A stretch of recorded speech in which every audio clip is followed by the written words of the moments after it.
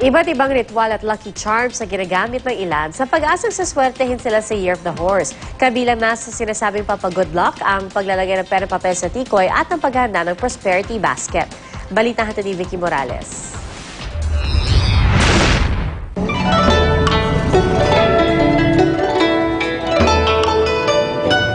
Animoy maliit na bunga ang figurine na ito na isinasabit ni Denise sa kanyang tindahan. Pero ito pala'y hulo na pampaiwas malas daw. At para magkabisa, dapat daw sa silangang bahagi ng tindahan ito nakasabit.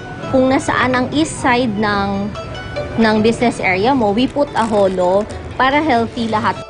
Isa lang daw yan sa maraming ritual na ginagawa niya bago ang Chinese New Year. Kabilang din ang pagpapatunog ng abacus para mas marami raw ang pumasok na pera. At para raw di malugi at magkasakit ngayong Year of the Wooden Horse, maghanda raw nitong prosperity basket na nilagyan ng bigas, imahe ng kabayo, ang papaswerteng punction o 3 wise men, 8 mga antique coin at halagang 88 pesos. We're already the 3rd generation in the Philippines. So far, galing pa sa lola, ganun yung practice, and wala naman kasing mawawala if you practice them.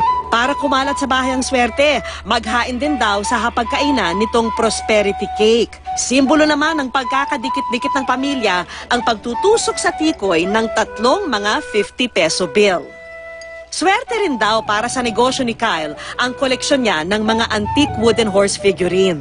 It brings success, it opens the doors. Ang tawag nila energy, brings the energy of success and also fame. So for me, so far, very true.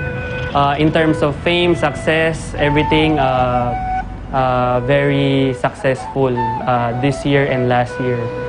Ayon sa isang feng shui expert, dahil apoy ang dominant na elemento ngayong taon, swerte raw ngayon ang mga negosyong may kinalaman sa fire o wood element, gaya ng pagkain, carpentry, electronics o publishing. Maswerte ang pagpasok ng taon natin kasi ang wood horse, nagsisimbolize siya ang horse patakbo, economic growth. Buebuenasin din daw ngayong taon ang mga single at in a relationship. Pero mag-ingat daw sa mga sakuna, gaya ng sunog o pagputok ng bulkan. Sa huli, ang swerte, hindi nakasalalay sa mga ritual o lucky charm. Gabay lamang daw ang mga ito sa magiging kapalaran ng tao dahil wala pa rin dadaig sa sipag, tiyaga at pagdarasal. Mahirap naman dumating sa iyo swerte nung nakaupo ka lang eh. Parang kailangan, you work for it. Vicky Morales, GMA News.